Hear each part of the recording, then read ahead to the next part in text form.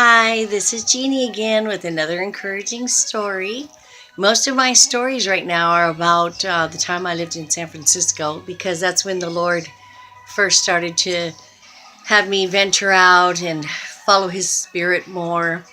Before it was kind of hit and miss, but then He actually started to guide me into trusting Him and being in faith when He would tell me to do something. So one day I was at my home and He said, get your book and go down to the coffee shop and talk to Peter. And I said, Lord, I don't know Peter. And He said, get your book, go down to the coffee shop and talk to Peter. So I said, okay. I went down to the coffee shop, which was, 3 or 4 blocks from my house, and was sitting in there. And I saw a guy named Pete that I knew. And I said, oh, he must be talking about Pete. So I went over and tried to talk to Pete, but he has some mental issues, and so he really didn't want to talk to me that day. So I just grabbed my book and sat down on the couch and began to read my book. And a guy came up to me very chatty, saying, hi, how are you? And we talked for a while, and he said, oh, I've read that book. That's a good book. And the book's name was Conversations with God. And I said, oh, really? And he said, yeah. So we started talking a little bit, and he said, are you a Christian? And I said, yes. He said, I used to be a Christian. He goes, but I'm an atheist now. I've tried a couple different religions, but Christianity didn't really work for me. I said, oh. So we were just sitting and talking about each other's lives and my walk with the Lord. And then I asked him about his life, and he said, he was really upset with his parents because when he was a child, they had a lot of money and they liked to travel. So they put him in foster care or had him get adopted. I think he said he was in foster care. And they didn't want to deal with him because they wanted to travel and they didn't want to take him with them. So he was left in all these various foster homes. And of course, some things didn't go well there. And, but he said, oh, I've forgiven my parents and we're all good. And I said, that's great. And then I heard the Lord say, mad at God. And I was listening, mad at God. I said, okay, Lord. And he said, tell him. And I said, so have you ever been felt mad at God? And he said, no, I can't be mad at God. God doesn't do anything wrong. And I said, no, he doesn't. He's filled with love. He said, oh, yeah, I know. God is just love. And I said, well, when you were a kid, did you ever say things like, why God? Why aren't my parents taking care of me? What's going on? And he said, oh, yeah, all the time.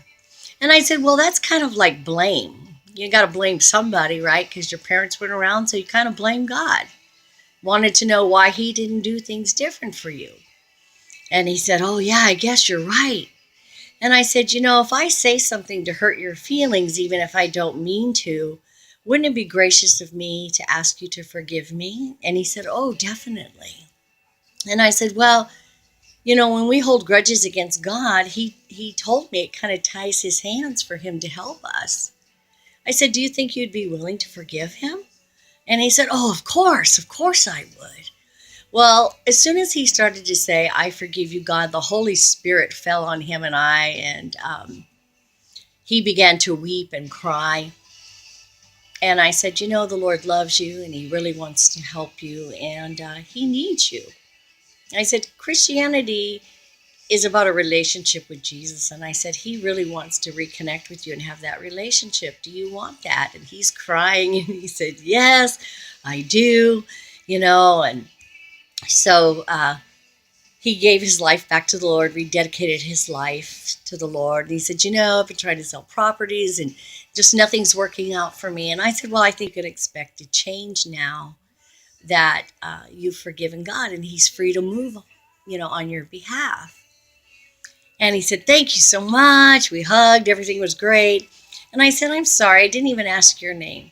What is your name? And he said, my name is Peter.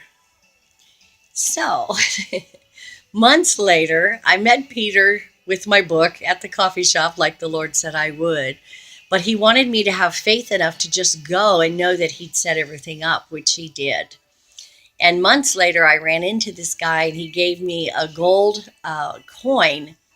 And he said, after we prayed and I started walking with the Lord again, he sold my properties, he's cleared up all my problems, and life is really, really going well.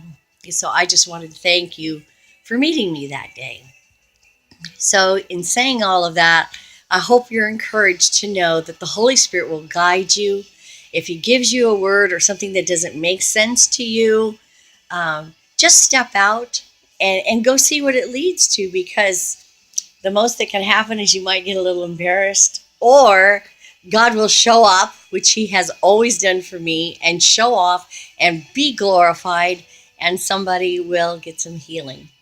Hope you enjoyed this encouraging story, and I'll be back again soon with more. Have a good night. Talk to you later. Bye.